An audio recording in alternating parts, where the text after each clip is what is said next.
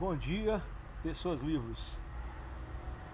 Aqui hoje nós vamos sequenciar a nossa leitura Por que filosofar, do Jean-François Lyotard.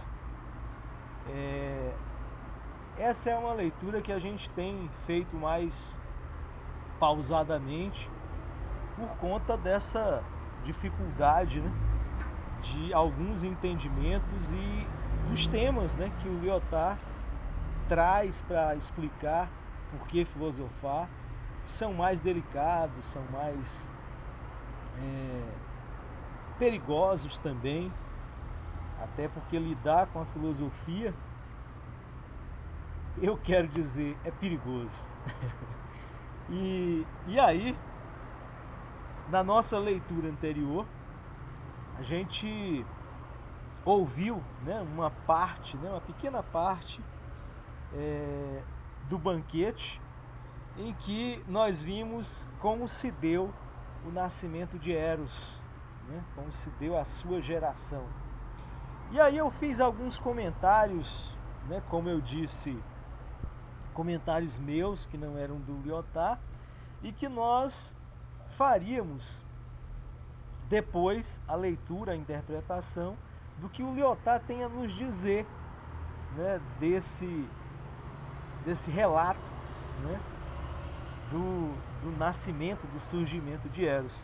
E é isso que eu vou tentar fazer nesse vídeo de hoje. Vou tentar ser breve, né, mas vou tentar ser pontual naquilo que o Lyotard diz sobre o relato de Diótima, né, que foi nosso último vídeo do seu livro. E aí ele começa: o relato de Diótima, o mito do nascimento de Eros, é evidentemente de imensa fecundidade. Nós podemos pelo menos reter dele o seguinte. Eu acho que ele vai levantar aqui 3 pontos. O primeiro: o tema de Eros ser gerado no mesmo dia em que Afrodite, a beleza, seu objeto em suma, vem ao mundo. Há uma espécie de conhecimento do desejo e do desejável. Então, nessa primeira observação do Lyotard, ele traz aí, né, essa junção que a gente viu ao ouvir o relato, que Eros e Afrodite acabam surgindo no mesmo dia, né? O desejo e o desejável. Então, se Eros é o desejo, Afrodite é o desejável. Então, nós desejamos ter paixão e nós queremos ser belos, né? O nosso desejável é ser belo, é viver o belo, é estar no belo. Então, tudo aquilo que é da beleza, né, aquilo que nos conquista. Penso eu a respeito desse primeiro momento do Lyotard. Em seguida, diz o Lyotard, a ideia de que a natureza de Eros é dupla. Ele não é Deus, ele não é homem, participa do divino através do Pai, que estava à mesa dos deuses e foi tomado, depois de muito beber, pela embriaguez divina do néctar. Ele é mortal por conta da mãe, que mendiga, que não pode bastar-se a si mesma. Logo, ele é vida e morte. E Platão insiste na alternância da vida e da morte na vida de Eros. Ele é como a fênix. Se ele morre ao entardecer, amanhã vê seu renascimento. Essa frase, né? Se ele morre ao entardecer, amanhã vê seu renascimento. É uma frase de um poeta francês importantíssimo, né? Extremamente, quero dizer, trágico, Apollinaire, num livro chamado Chanson du Mal-Aimé, né? Canções do Mal de Amar. E ele continua: podemos ir até mesmo um pouquinho mais longe.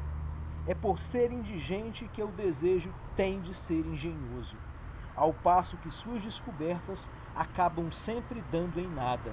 Isso quer dizer que Eros permanece sobre a lei da morte, da penúria. Ele tem a incessante necessidade de escapar delas, de reinventar sua vida, justamente pelo fato de trazer em si a morte. Então, a paixão, Eros, ela se finaliza sempre. Ela se consome sempre.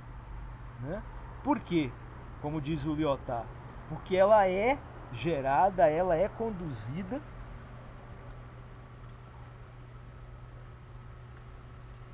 pelo acabamento, pelo acabamento vivido pelo seu pai, por estar ali na bebedeira, por ter sido consumido pela embriaguez, e por sua mãe, por viver em estado de penúria, por viver mendigando sempre.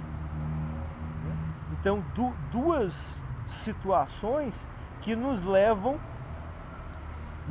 à morte, nos levam ao findamento da consciência. Então, nada mais duro do que tentar sobreviver com fome, nada mais duro do que sobreviver embriagado. Por isso, a paixão, representada por Eros, ela acaba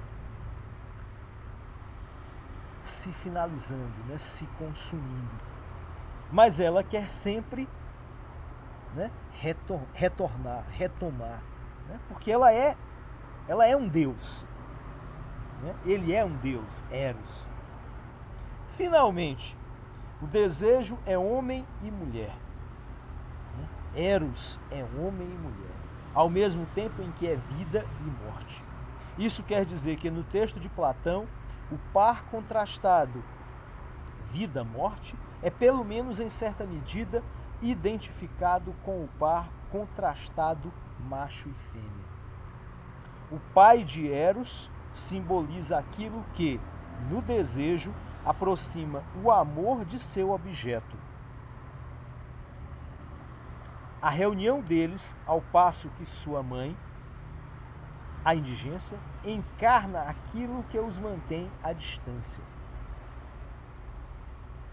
Neste texto, a atração é viril e a repulsão feminina. Não poderemos aprofundar esse ponto agora, diz o Lyotard, mas precisamos pelo menos nos lembrar de que Eros, mesmo sendo do sexo masculino, é na realidade homem e mulher. Então, há uma questão psicanalítica profunda, densa, que ele não vai explicar agora, mas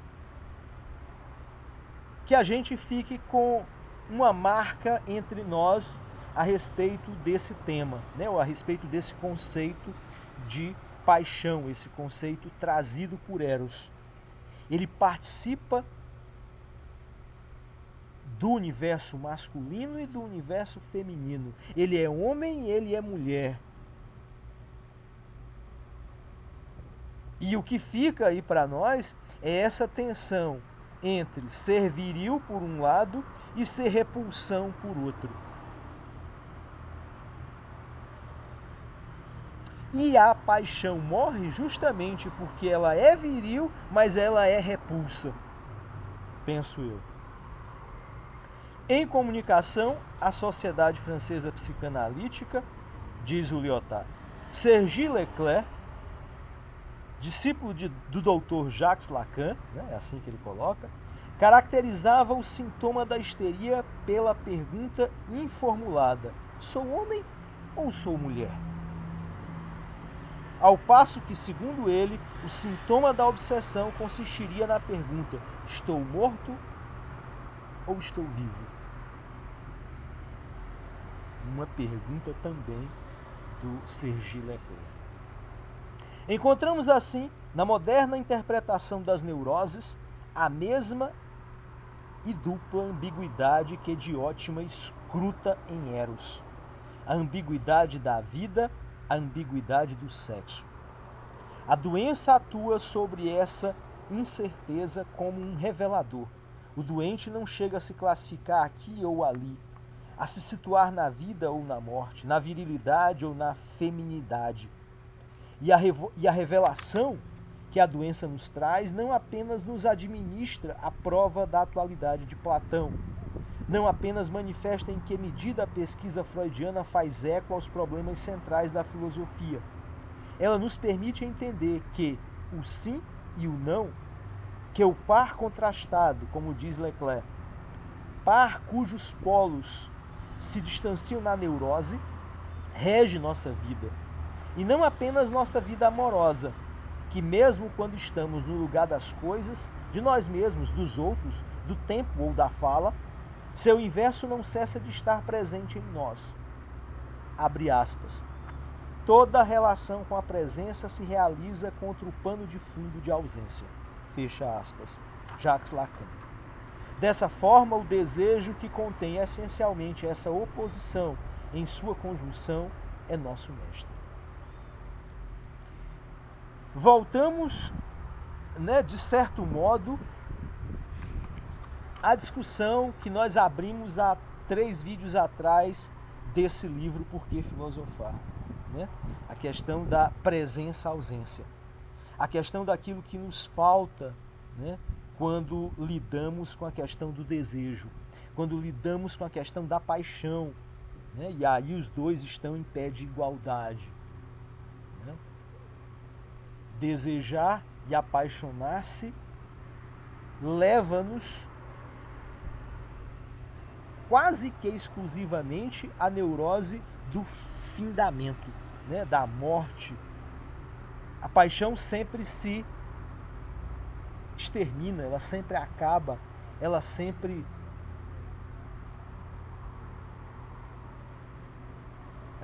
vai se amenizando, se esvaindo, se soltando, entrando em ebulição. E se nós não nos apaixonarmos sempre, pergunta minha, será que o amor acaba?